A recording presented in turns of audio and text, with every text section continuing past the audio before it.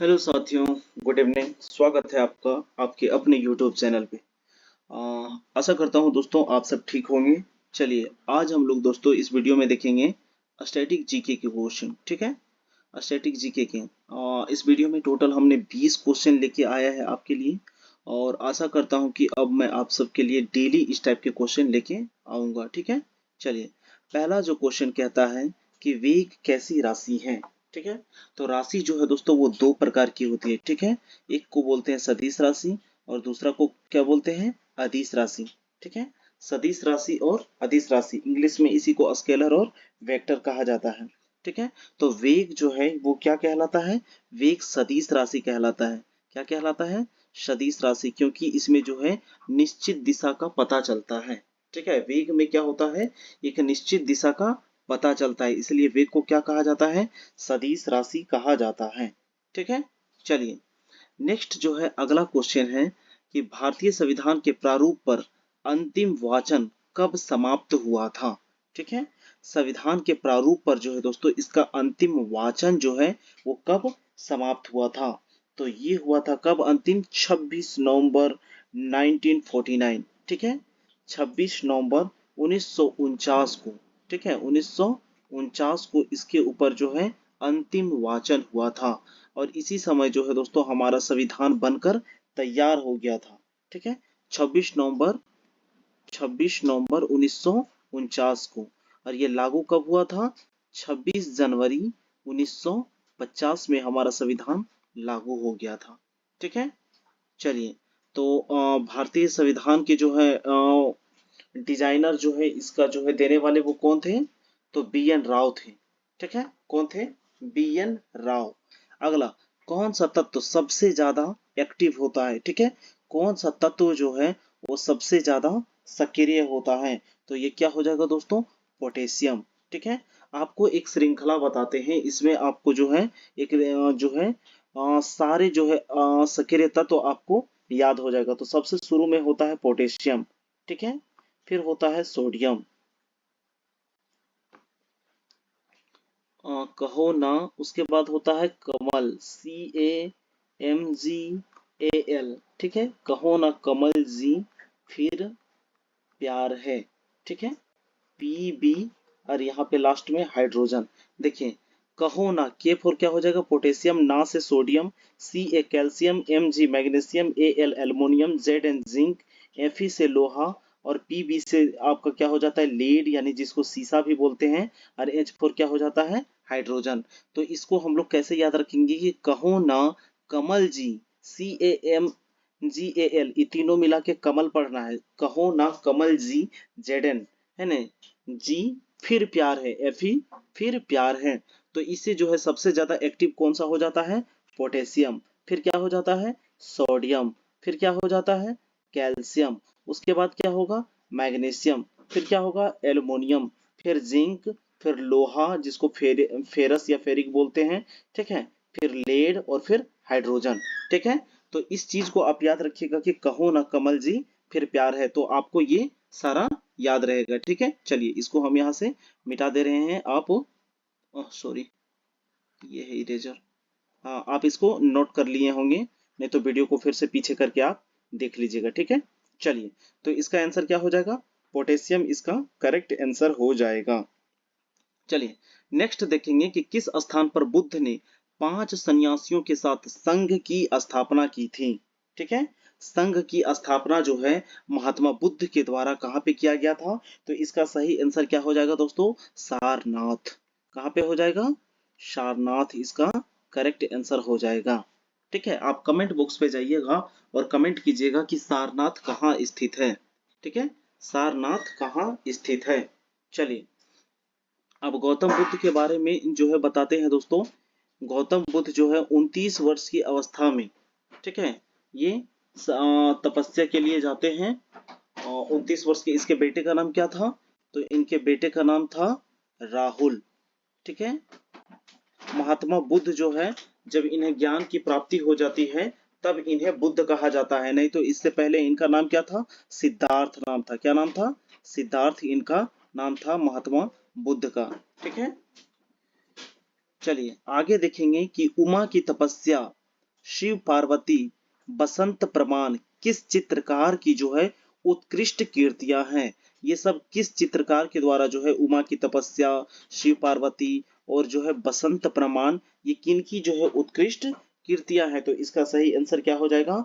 नंदलाल बोस। किनकी है?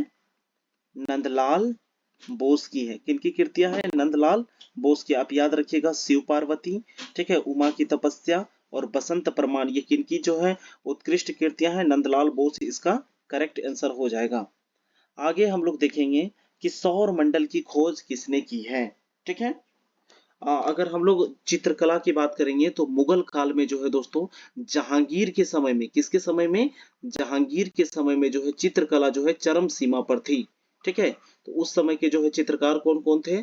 तो उस समय के चित्रकार के नाम है जो है मंसूर, जो पक्षियों का चित्रकार था। उसके बाद अब्दुल समद, ठीक है, उसके बाद मनोहर, और ये सारे जो है चित्रकार जहांगीर के समय के थे। और जहांगीर खुद एक जो है बहुत बड़ा चित्रकारी का ये पारखी था। अगर एक ही चित्र में अलग अलग जगह पे किसी ने आंख बनाया हो, किसी ने नाक बनाया हो, तो वो इतना जो है चित्रकला में निपुण था कि वो बता सकता था कि इस चित्र को किसने बनाया है और इधर वाले को किस चित्रकार ने बनाया है। ठीक है, तो चरम सीमा पर जहांगीर के शासन काल में, मुगल काल में चित्रकला थी।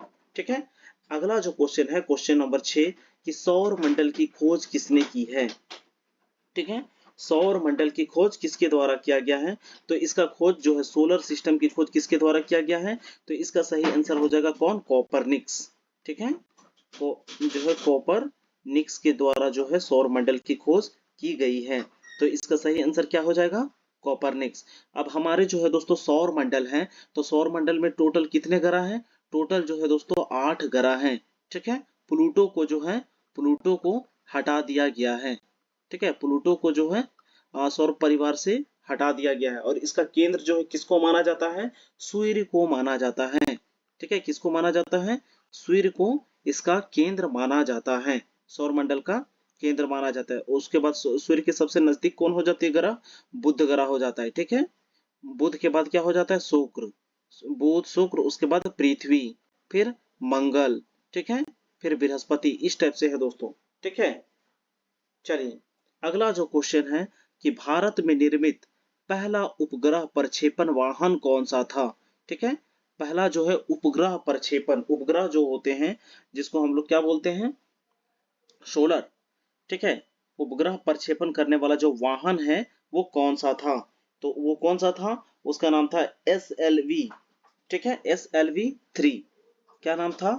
SL है ना, सोलर लॉन्च व्हीकल 3। ठीक है, क्या नाम था? Solar launch vehicle 3। ठीक है, बाद में जो है पोलर सैटेलाइट लॉन्च व्हीकल बनता है। ठीक है, बाद में polar satellite launch vehicle. Next जो है कि राष्ट्रीय जनसंख्या आयोग किस मंत्रालय के अधीन है? ठीक है, राष्ट्रीय जनसंख्या आयोग जो है वो किस मंत्रालय के अधीन होता है? तो जनसंख्या आयोग जो है दोस्तों वो हेल्थ मिनिस्टर के अंतर्गत आता है। ठीक है, किसके अंतर्गत आता है? तो स्वास्थ्य मंत्रालय के अंतर्गत जो है दोस्तों राष्ट्रीय जनसंख्या आयोग आता है। और जनसंख्या के अध्ययन को क्या कहते हैं हम लोग? डेमोग्राफी। ठीक है, जनसंख्या का अध्ययन क्या कहलाता है? डेमोग्राफी। भारत में जो है दोस्तों अंतिम 2011 की जनगणना हुई थी। ठीक है, और जनसंख्या के अध्ययन को क्या कहते हैं? डेमोग्राफी कहा जाता है। और ये मंत्रालय किसके अधीन आता है? तो स्वास्थ्य मंत्रालय के अधीन आता है। अगला जो है दोस्तों नेक्स्ट देखेंगे कि वज्रयान बौद्ध धर्म में बुद्ध बोधिसत्व की संगिनी को क्या कहा जाता था? ठीक है, वज्रयान बौद्ध धर्म में बुद्ध यानी बोधिसत्व की जो संगिनी होती है, संगिनी को क्या कहा जाता था? तो उनको क्या कहा जाता था? तारा। ठीक है, क्या कहा जाता था? तारा। ठीक है, चलिए नेक्स्ट जो क्वेश्चन है अगला जो है दोस्तों, देखिए बौद्ध धर्म से यहाँ पर 2 क्वेश्चन आ गए। ठीक है, बौद्ध धर्म से 2 क्वेश्चन रिपीटेड हो गए हैं। और ये सारे के सारे जो जो क्वेश्चन है दोस्तों ये प्रीवियस ईयर के पूछे गए क्वेश्चन हैं। अगला, बनी ठनी किस चित्र जो है शैली से संबंधित है? बनी ठनी जो चित्रकला शैली है ये किससे संबंधित है? तो इसका सही आंसर हो जाएगा दोस्तों किशनगढ़। क्या हो जाएगा? किशनगढ़ चित्रकला शैली। ठीक है, किशनगढ़ चित्रकला शैली इसका सही आंसर हो जाएगा। अगला है 80% से अधिक कोशिकाओं में पाया जाने वाला पदार्थ क्या होता है? ठीक है, तो जो है दोस्तों कोशिकाओं में 80% से भी ज्यादा क्या पाया जाता है? वो होता है दोस्तों जल। ठीक है, वाटर जो है कोशिकाओं में सबसे ज्यादा होता है, 80% से भी अधिक पाया जाता है। अगला जो है, संविधान सभा द्वारा कब जो है संविधान को पारित कर दिया गया था? बहुत ही अच्छा क्वेश्चन है दोस्तों। तो ये जो है कब, अभी हम थोड़ा देर पहले ही बताए थे कि संविधान सभा के द्वारा जो है संविधान को 26 जनवरी 1900 जो है पारित किया, पूछा है ना, संविधान को पारित किया गया था।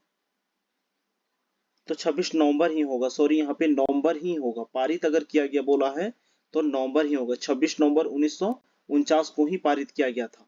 ठीक है, 26 नवंबर 1949 को, लेकिन अगर लागू पूछेगा तो क्या हो जाएगा, 26 जनवरी 1950 को लागू किया गया था। ठीक है, 26 जनवरी 1950 को। नेक्स्ट क्वेश्चन देखेंगे, न्यूटन की गति का प्रथम नियम क्या कहता है? ठीक है, तो न्यूटन के गति का जो है दोस्तों पहला नियम जो है, अगर कोई वस्तु स्थिर है तो वह स्थिर ही रहना चाहता है, और कोई वस्तु अगर गति में है तो वह गति में ही रहना चाहता है, और इसी को क्या कहा जाता है दोस्तों? जड़त्व का नियम। ठीक है, जड़त्व का नियम, या इसी को जो है गैलीलियो का नियम या लॉ ऑफ इनर्शिया कहा जाता है। क्या कहा जाता है दोस्तों? लॉ ऑफ इनर्शिया इसी को कहा जाता है। ठीक है, चलिए नेक्स्ट क्वेश्चन देखेंगे कि कलिंग युद्ध का वर्णन अशोक के किस शिलालेख में है? कलिंग का युद्ध, ठीक है, ये जो है दोस्तों 13वें अभिलेख में है। ठीक है, जो है किसमें है? 13वें शिलालेख में है। कलिंग युद्ध का वर्णन जो है 13वें शिलालेख में। देखिए शिलालेख क्यों नाम पड़ा है दोस्तों? पत्थर का जो है बड़ा बड़ा जो है शिला रहता था, ठीक है, और इसी के ऊपर लिखा जाता था। तो ऐसे जो है शिलालेखों में से जो 13वां नंबर का शिलालेख था, उसी में जो है कलिंग के युद्ध का वर्णन किया गया है। ठीक है, उसी में जो है किनका युद्ध किया गया है, मतलब किस युद्ध का? कलिंग के युद्ध का। और इसी युद्ध के बाद जो है दोस्तों सम्राट अशोक जो है युद्ध का त्याग कर देते हैं। ठीक है, और अशोक किस वंश से संबंधित है? तो ये जो है दोस्तों मौर्य वंश से संबंधित है। सबसे पहले मौर्य वंश के संस्थापक कौन है?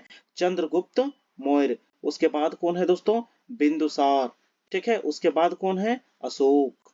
ठीक है, उसके बाद कौन आते हैं? अशोक आते हैं। ठीक है, और अशोक ने कलिंग के युद्ध के बाद जो है युद्ध की त्याग कर देते हैं। उसके बाद कोई भी युद्ध वो नहीं लड़ते हैं। इन्हें द ग्रेट अशोका के नाम से जाना जाता है। ठीक है, अगला है विश्व जो है प्रसिद्ध पेंटिंग मोनालिसा, ये किसकी कीर्ति है? ठीक है, विश्व प्रसिद्ध पेंटिंग मोनालिसा जो है वो किसकी कीर्ति है? ठीक है, तो मोनालिसा किसकी है? तो लियोनार्डो दा विंची। ठीक है, आप लोग पढ़े होंगे दोस्तों, किसका है? लियोनार्डो दा विंची की है। ठीक है, लियोनार्डो दा विंची की ये कीर्ति है मोनालिसा। ये क्या है दोस्तों? एक प्रकार की पेंटिंग है। ठीक है, क्या है? ये एक पेंटिंग है, किसकी? तो लियोनार्डो दा विंची की। और किसकी पेंटिंग है? तो मोनालिसा की पेंटिंग है। चलिए नेक्स्ट क्वेश्चन देखेंगे कि सौर मंडल का सबसे ऊंचा पर्वत जिसका नाम क्या है? निक्स ओलंपिया, ये किस ग्रह में उपस्थित है? बहुत ही फेमस क्वेश्चन है दोस्तों, और एग्जाम में बार बार भिना भिना के ये क्वेश्चन पूछा जाता है। ठीक है, कि निक्स ओलंपिया जो है दोस्तों ये किस ग्रह में स्थित है? तो इसका जो है सही आंसर क्या हो जाएगा दोस्तों? मार्स। ठीक है, यानी कि जिसको क्या बोला जाता है? मंगल ग्रह कहा जाता है। और मंगल ग्रह को ही क्या कहा जाता है दोस्तों? लाल ग्रह कहा जाता है। क्या कहा जाता है? लाल ग्रह कहा जाता है। ठीक है, मार्स बोलिए या मंगल बोलिए या लाल ग्रह बोलिए, वो कौन है? तो वो है मंगल ग्रह। और इसी में जो है निक्स ओलंपिया नामक जो है विश्व मतलब पूरा सौर मंडल का, पूरे यूनिवर्स का जो है दोस्तों सबसे ऊंचा जो है पर्वत पाया जाता है। मतलब पाया क्या, वहीं पे स्थित है। ठीक है, चलिए नेक्स्ट जो है अगला हम लोग देखेंगे कि मोनालिसा नामक चित्र की रचना किसने की है? ठीक है, मोनालिसा जो है दोस्तों, देखिए यही यही क्वेश्चन यहीं पे था ना, मोनालिसा, यहाँ पे भी आ गया वही क्वेश्चन मोनालिसा। तो मोनालिसा अभी थोड़ा देर पहले बताएं किसकी है? तो लियोनार्डो दा विंची। ठीक है, किसका हो जाएगा? लियोनार्डो दा विंची की ये चित्र कला है। अगला है शिशु मृत्यु दर में कितने वर्ष की आयु के पूर्व मृत शिशु को शामिल किया जाता है? यानी कितना साल से पहले अगर बच्चे की मृत्यु हो जाती है तो उसे जो है दोस्तों शिशु मृत्यु दर के अंतर्गत काउंट किया जाता है। तो इसका सही आंसर हो जाएगा अगर बच्चे की आयु 1 वर्ष से पहले, ठीक है, अगर बच्चे की आयु 1 वर्ष से पहले निधन हो जाती है उस बच्चे की, तो उसको जो है शिशु मृत्यु दर में गिनती किया जाता है, शामिल किया जाता है। ठीक है, कितना साल हो जाएगा? तो इसका सही आंसर हो जाएगा दोस्तों 1 वर्ष यानी कि 1 ईयर। ठीक है, अगला है बाजार के निरीक्षक को क्या कहा जाता है? यानी बाजार का जो निरीक्षण करते हैं उन्हें क्या कहा जाता है? ठीक है, तो बाजार के निरीक्षक को क्या कहा जाता है दोस्तों? इसको कहा जाता है सहनाए मंडी। ठीक है, क्या कहा जाता है? सहना ए मंडी। इसको आप लिख लीजिएगा, सहना ए मंडी। ठीक है, चलिए बाजार के निरीक्षक को, ये जो है दोस्तों मुगल काल से संबंधित ये क्वेश्चन है कि बाजार के निरीक्षक जो बाजार का देखभाल करते हैं उनको क्या कहा जाता है? तो सहना ए मंडी कहा जाता है। अगला क्वेश्चन नेक्स्ट जो है दोस्तों मिथिला पेंटिंग। ठीक है, क्या है? मिथिला पेंटिंग ये किस राज्य की प्रसिद्ध चित्रकला शैली है? तो मिथिला पेंटिंग कहाँ की है दोस्तों? ये है बिहार की पेंटिंग। ठीक है, कहाँ का है? बिहार का चित्रकला शैली है। अगर हम लोग अपने झारखंड की बात करेंगे तो यहाँ जो है दोस्तों कोहबर पेंटिंग, क्या है? कोहबर पेंटिंग है। उसके बाद सोहराई पेंटिंग है। ठीक है, सोहराई पेंटिंग, कोहबर पेंटिंग और जो है दोस्तों जादू पटिया पेंटिंग है। क्या है? जादू पटिया। ठीक है, ये सारे पेंटिंग कहाँ पाए जाते हैं दोस्तों? ये झारखंड की जो है पेंटिंग है। ठीक है, और बिहार में मिथिला पेंटिंग पाया जाता है। ठीक है, तो ये थे दोस्तों टोटल स्टैटिक जीके की 20 क्वेश्चन और ये सारे के सारे प्रीवियस ईयर का पूछा गया क्वेश्चन है दोस्तों। अगर वीडियो को आपने लास्ट तक देखा हो तो एक लाइक जरूर कर दीजिएगा, इससे हमको मोटिवेशन मिलेगा नेक्स्ट टाइम और वीडियो आप सबके लाने के लिए। और अगर आपको अच्छा लगा हो तो एक स्टडी रिलेटेड ग्रुप में इसे शेयर जरूर कीजिएगा। ठीक है दोस्तों, आप अपना ख्याल रखिएगा। धन्यवाद।